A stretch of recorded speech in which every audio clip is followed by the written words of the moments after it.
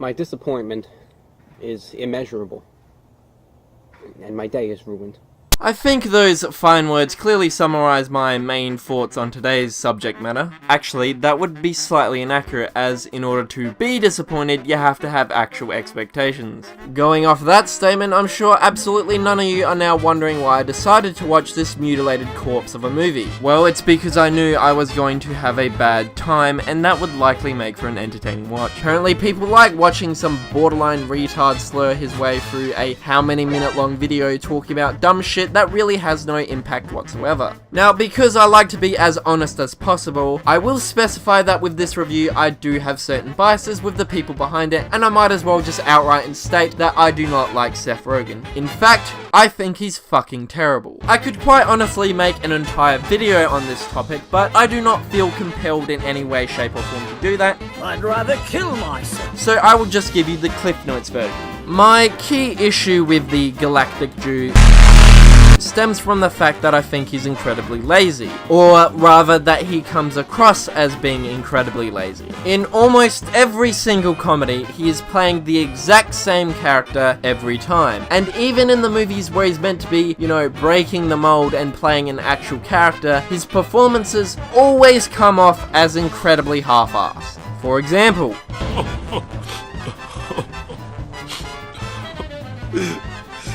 Damn it. Wow, Seth, that's simply stunning. What an emotional display of sadness right there. That brings a fucking tear to my eye. Now, I know that's a comedy, and that might be a poor example, but I think you get my point. Even in his more serious movies, the effort into his performance is just the same. By the way, small side note here. If I get people in my comments white knighting a middle-aged, fat Jewish man who makes millions upon millions of dollars a year, my ever-diminishing faith in the human race will ascertain the lowest point it could ever possibly reach.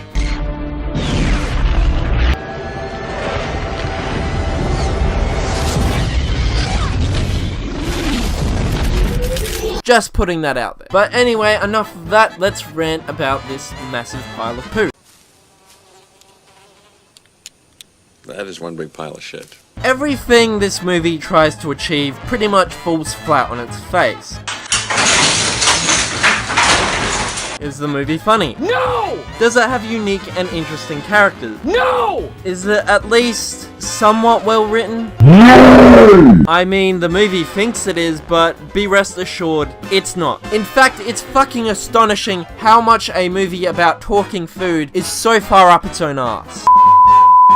And don't worry, I'll get to that metaphorical elephant in that metaphorical room in due time. For those of you wondering what I'm referring to, if you know anything about the behind the scenes stuff that happened with this movie, you'll know exactly what I'm talking about. Alright, so I've dilly-dallied enough already, so I might as well just explain what exactly is wrong with this massive steaming pile of shit. Alright, let me whip out my notes here. Ah yes, what a fantastic point to start on. So I've gone over this whole comedy thing at least twice now, so I'm not in that habit of, you know, repeating myself. But when it comes to this movie's special brand of humor, the best way to describe it in my opinion would be to call it incredibly juvenile. This is probably one of the most juvenile films I've seen in quite some time. Now, I'm guilty at laughing at juvenile humor, don't get me wrong, especially when, you know, talking with friends and stuff. But I hope people realize that there is a key difference between dicking around with your friends and spending months upon months of your time and money into an almost $20 million production. A large number of jokes within this movie are just food saying profane shit. Fuck. Shit! Fucking shit! Fucking shit! Fucking motherfucker!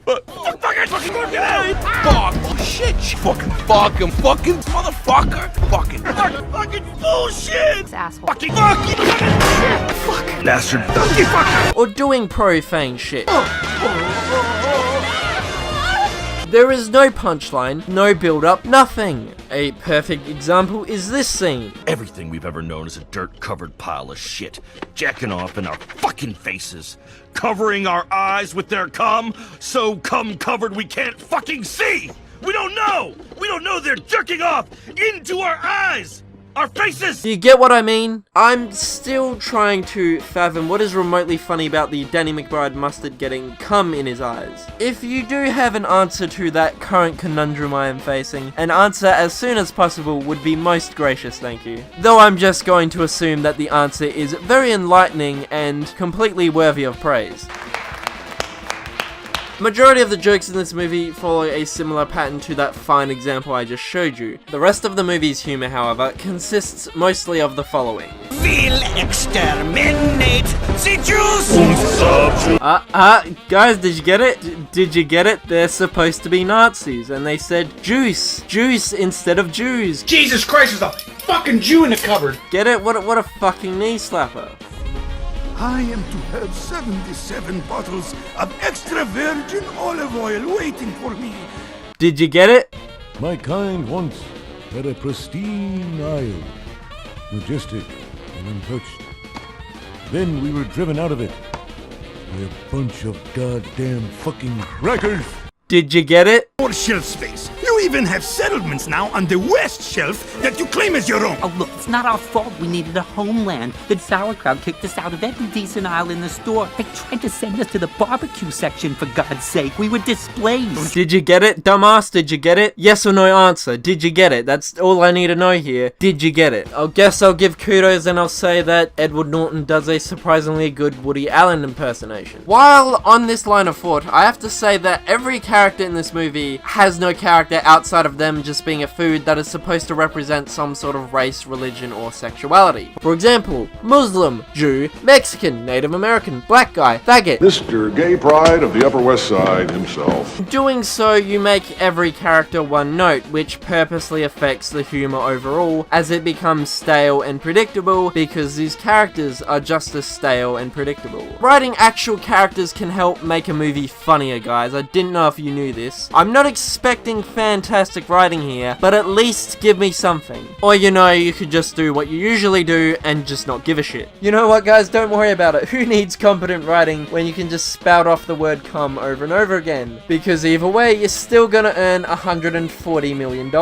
Thanks for the money, dummy. And then we get to the worst character in the movie. For some hilarious reason, one that is obviously too smart for me to understand, is that they have Nick Kroll voice a douche. And his entire character is that he's just a massive douche.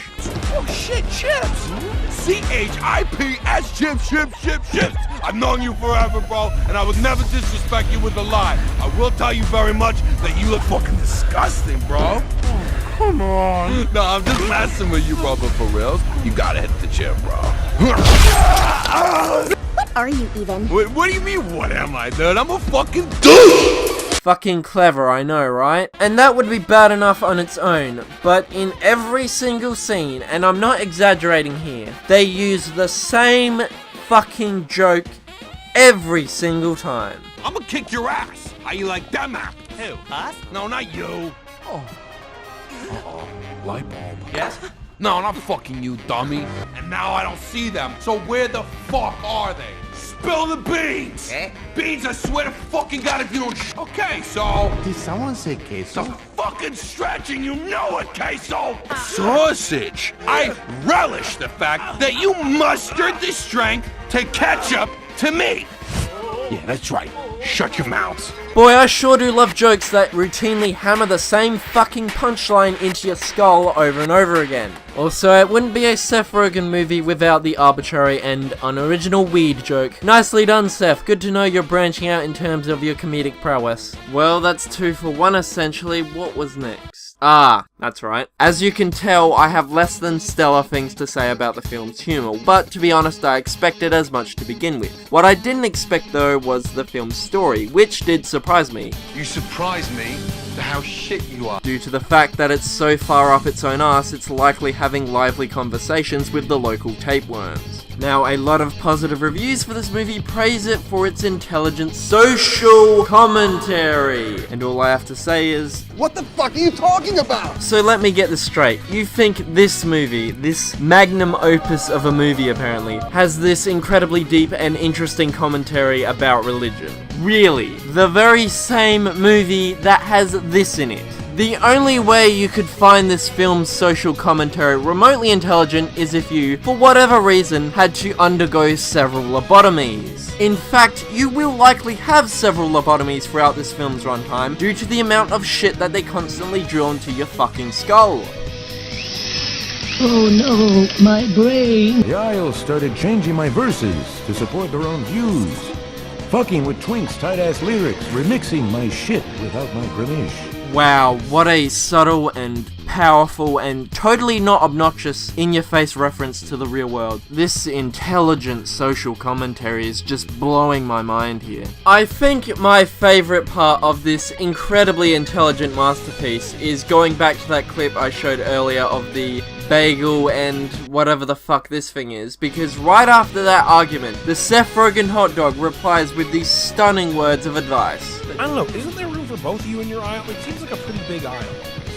Diplomatic emissary Seth Rogen, everyone. Nice to know that Seth has the same understanding of complex and decades-long political issues as much as a 5-year-old child does. It would make sense, considering this film feels as if it was written by someone who just learned the alphabet. I think you can see my point, which is that the story throughout this movie isn't remotely interesting or intelligent, despite the numerous claims stating otherwise. Even ignoring the blatant and ham-fisted statements this movie makes about religion, the story itself is nothing special. Everything that happens in this movie feels by the numbers, and nothing ever feels genuine. Like I already stated, these aren't characters that evolve or change. Everything they do has nothing to do with their character, but rather it's what the script tells them to do. And in all honesty, why should I care about how supposedly smart a film's social commentary is when the movie itself cannot even tell an at least mildly compelling story? Seth Rogen isn't playing a character in this movie, he's playing himself as a hot dog. So his supposed progression as a character feels entirely pointless because it doesn't feel at all natural or in any way earned.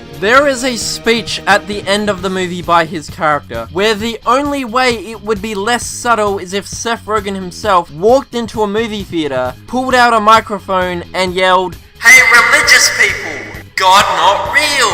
I'll take my $140 million now, thank you." No, this film has no interest in creating a good story, but is more interested in making statements about religion, in which every point they bring up is nothing new. I've seen the same points made countless times throughout countless arguments. Boring and eye-rolling at this stage. Though, to be fair, I rarely found arguments about religion interesting to begin with, so what the fuck do I know? Its story is presented in such a way that the movie thinks it's intelligent, but more so comes across as pretentious. To the point where it makes me feel as if Seth just browsed the R-Atheism Reddit page for an hour, and this is what he came up with. And for the people who are going to defend the movie on this point specifically, let me just state that when a movie such as this presents itself in a way where it thinks it's incredibly smart, I feel I am more than justified to refute it and call it fucking stupid. You have no brain. And I swear to fucking God, if I hear, but a comedy doesn't need to have a good story, I'm gonna stop you right there. Do not use that excuse. Saying that a comedy gets a free pass for failing to at least have an acceptable story or characters is downright asinine. Failure to achieve simple standards and expectations does not simply get ignored just because a movie made you laugh a lot. I'm not interested in having a debate about religion. I ain't even going near that. And I'm not saying you can't talk about religion in movies, or that some of the statements made within the film aren't somewhat valid, but you don't do yourself any favors by presenting the opinions within the film from a biased and one-sided perspective. God forbid we have some argument about this topic that actually involves some fucking nuance and subtlety. And before the Fedora Brigade charges in and tries to refute my argument by presenting the cinematic abortion that is the God's Not Dead franchise as if that's some sort of viable counterpoint, listen closely, you absolute dickheads. Just because one thing presents issues of religion in a one-sided and highly biased manner, doesn't mean that excuses the other of presenting issues of religion in a one-sided and highly biased manner. Now, I know some of you are probably confused as to why I'm focusing so much on the movie's message, especially when said movie involves a douche going up someone's ass and him being controlled by the douche yanking on his scrotum. But I felt the need to point it out all the same. Also, that douche scrotum thing, yeah, that's in the movie. Dude! That went on my ass! Now, stand up! Some poor bastard was paid to animate that garbage. Actually, no, they weren't paid to animate that garbage, and now we move on to that hot and spicy behind the scenes drama. Now, I'll assume most of you are aware of what happened behind the scenes, as they were pretty public when they first came out. But, just in case you are unaware, here is a brief summary of what went down. Instead of basking in the success, the makers of Sausage Party are finding themselves embroiled in a controversy that's being fueled by anonymous comments on a series of blogs and news outlets. The formula used to deliver the film on time and on budget is now drawing unwanted attention, as animators who worked on the film in Canada are complaining they did not get overtime pay or the screen credits they deserved. A letter sent in December, a final draft of which was reviewed Monday by The Hollywood Reporter, alleges that unfair pressure tactics were used against the team, intimidating staff into working past official studio hours. Workers on the film, which was produced by Annapurna Pictures and released August 12th by Sony, sent a petition to the movie makers last year protesting against long and uncompensated hours. They said they felt intimidated into remaining on the job without complaint, for fear they would not be hired for future projects at Nitrogen and potentially elsewhere in the close-knit animation industry. Two of the animators said executives at Nitrogen threatened to damage their reputations after they put in their notice, and the other animators said they heard about such threats. The production costs were kept low because Greg would demand people work overtime for free. Read one comment from uncredited supervisor. If you wouldn't work late for free, your work would be assigned to someone who would stay late or come in on the weekend. Some artists were even threatened with termination for not staying late to hit a deadline. Look at the voice cast. Seth Rogen, James Franco, Kristen Wiig, Salma Hayek. The budget for Sausage Party didn't go to Nitrogen. It was the worst job I ever had, the credited animator said. He would never work for the studio again, unless I have no other choices. I would rather wait tables or work at a bar.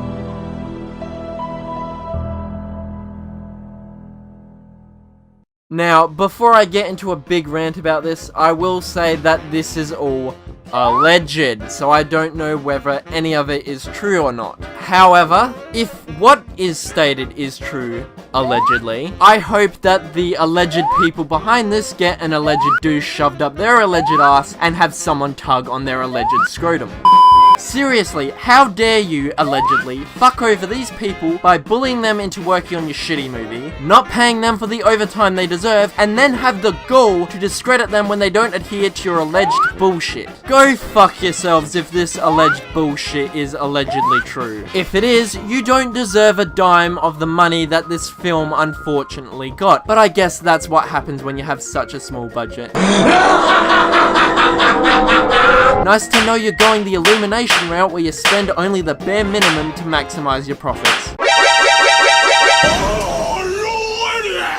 And it doesn't shock me that the movie's animation is not remotely appealing in the slightest. Not only from a technical perspective, but also from a design perspective. Aside from the smoke and mist effects that actually look pretty good, the movie has this really inorganic feel about it. Furthermore, a lot of their design is pretty lazy. I don't know whether this was intentional or not, but a lot of them just have basic and plain designs, where every food has Mickey Mouse style arms and legs for whatever reason. Yes, I know they are just animating food, but they could make them seem a tad more interesting looking. Frankly, there is really nothing unique or interesting about their design. Also, I cannot fathom how bad these human character models are. These dimensions and proportions are fucking retarded looking. They are genuinely unappealing to look at. Holy Jesus. What is that?